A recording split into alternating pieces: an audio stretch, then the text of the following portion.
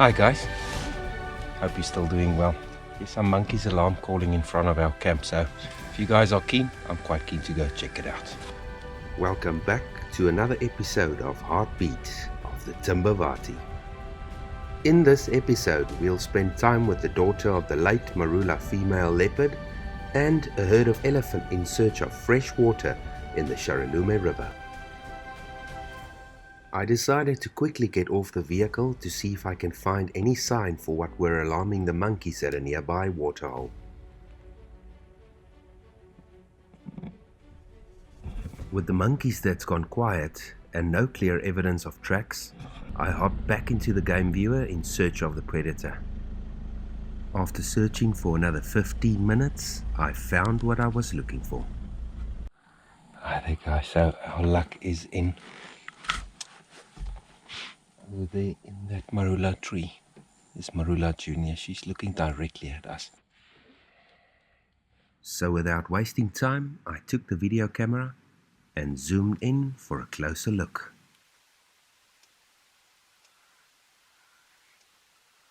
Marula Junior is renowned for being shy and skittish. To my surprise, this time, the young leopard kept her cool and gave me a half an hour of her time. Marula Junior and her brother Shisawana were orphaned at about 7 months when their mother disappeared without a trace. With a mortality rate of almost 50%, a young leopard's chances of survival out here is incredibly slim. For these two siblings to still be alive, surviving against the odds, makes for a heartwarming story. Marula was a formidable female leopard that provided hundreds of sightings to guides and visitors throughout her lifespan.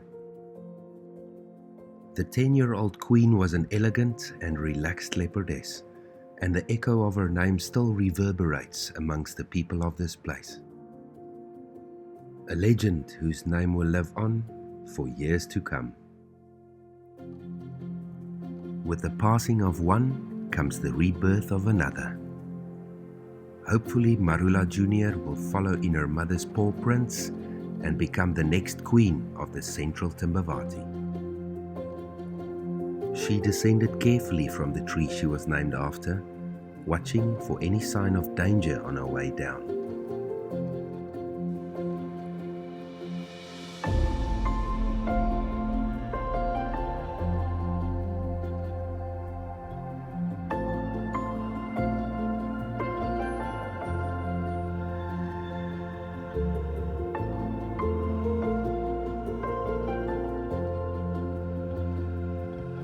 I watched on as the young princess melted into her surroundings, disappearing as if she was never there.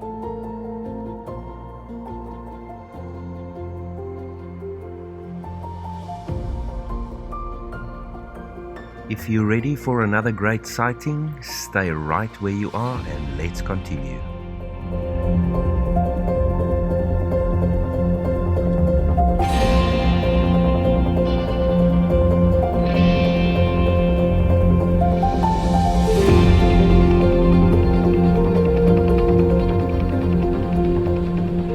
Alright guys, we're in luck.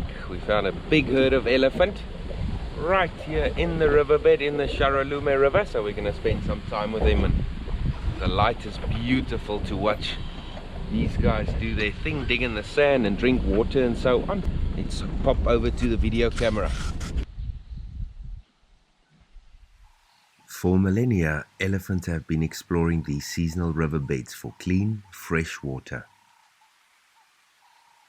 And although they have an acute sense of smell and can scent water from far away, it is improbable that they choose the exact locations based on scent.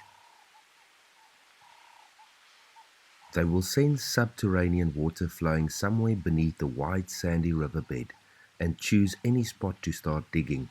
Sometimes they're lucky and other times not.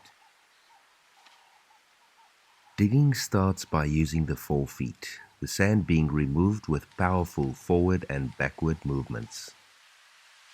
As the elephant gets closer to the water table, where the damper sand is compacted and easier to manage, the trunk starts to come into play. And now I'm not regretting coming out on a cold, windy morning.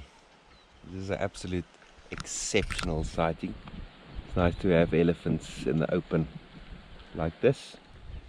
I'll do a quick head count, but I already see two of the smaller calves. I think this is that particular breeding herd where we saw that calf that approached the vehicle, that came and smelled the front of the vehicle in the previous episode. Young elephants will play energetically. Like these two juvenile males, they will practice their fighting skills in trunk wrestling and pushing contests, sometimes even spray each other with water and sand.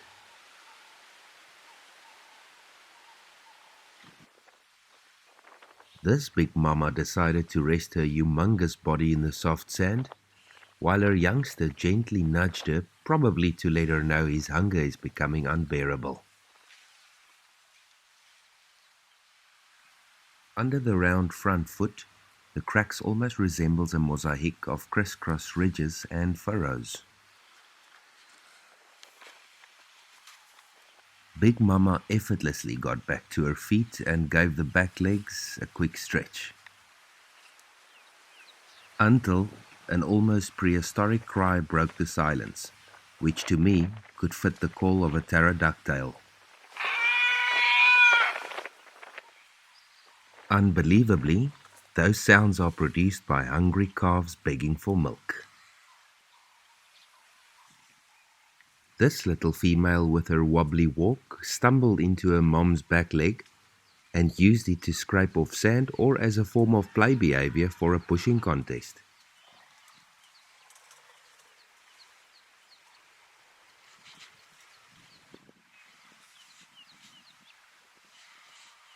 Now this feisty young boy was for me the highlight of the morning. He picked up a piece of dwarf papyrus and chucked it into his mouth, and then, well, I wasn't sure if he was practicing his dance moves or gauging the distance between me and him. Eventually, I realized what he was up to, and I started to tremble with fear as I knew that a charge was imminent. He quickly rerouted and chose his path of destruction. He gathered all his strength and without fear came charging at the front of the vehicle.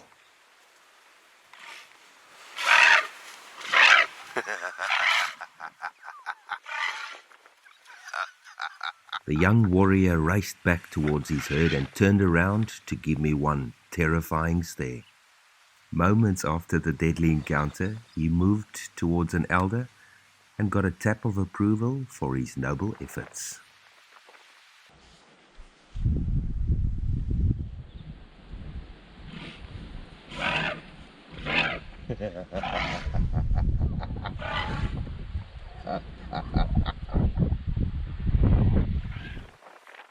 Now for this poor chap, there wasn't much to say, although I did enjoy his way of entertaining himself in the soft sand.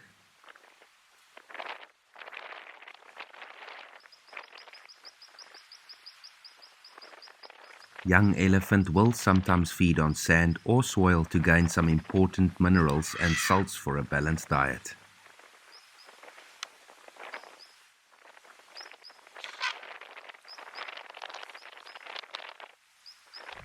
What an exceptional sighting, guys. Both sides. This side, they're just milling around.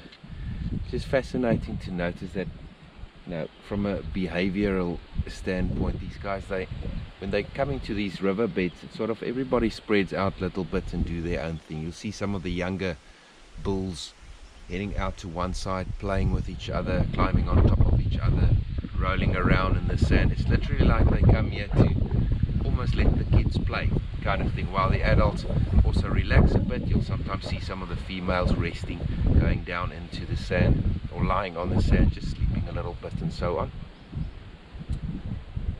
But yeah, it's their time to take a break. I see the majority of the group is heading off at the moment, and they're probably going to continue feeding, work their way through the thickets and do what elephants do best, and sustain their bulk and keep on chowing.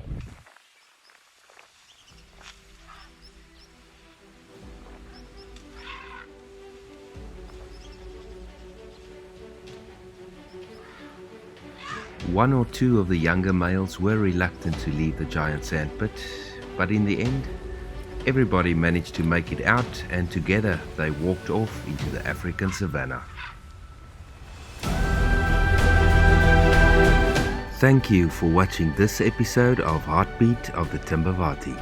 If you have any questions, feel free to leave one in the comments below. From the Rockfig team, stay safe and cheers for now.